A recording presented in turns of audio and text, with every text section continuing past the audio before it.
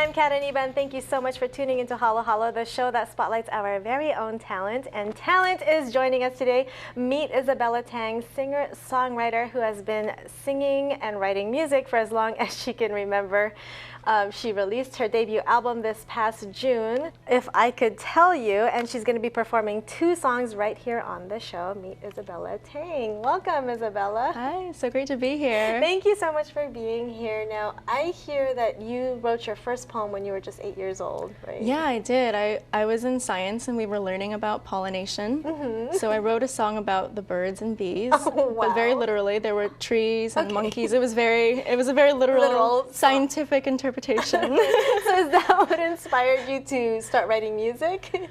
Yeah, when I was younger, I loved poetry and I also played classical piano. Right. So the two of them just kind of merged as I grew up and began writing songs instead. Yeah, and I read somewhere though that you considered yourself as a classical piano player and not really a singer-songwriter.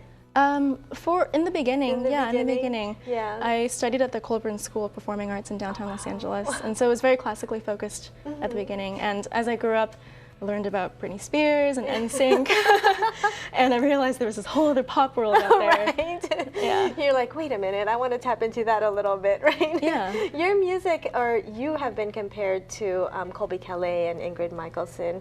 How do you describe your music? I think it's a mix. I definitely have a bit of a classical influence.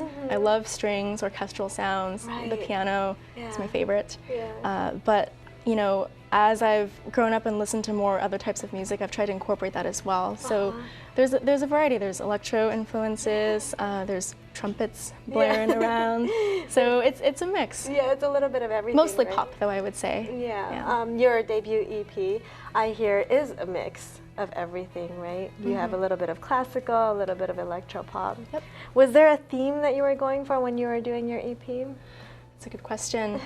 Well, my songs are all just based on my own experiences, right? So I like to think that they're all kind of love songs in a way, whether it's to a person or a value or story that I really cherish. Right. But I guess that would be a theme, right? In the end, all songs are really love songs at their heart, is how I think about it. Exactly. But I base it off of my experiences and off of poetry, and I just wanted to just to tell a story that audiences could resonate with. Yeah, and we definitely resonate with it. Now you're performing 2 songs today. Yes. The first one is Passenger. Tell me a little bit more about Passenger. Sure. Yeah, Passenger is basically a story that says, you know, life can be very mundane. Oftentimes you're just kind of going through life and you're paying bills and doing that kind of thing. But when you're traveling side by side, metaphorically, with a person that you really love, then everything is extraordinary and, you know, eye-opening. And so that's what I tried to convey in the music video that I shot for Passenger.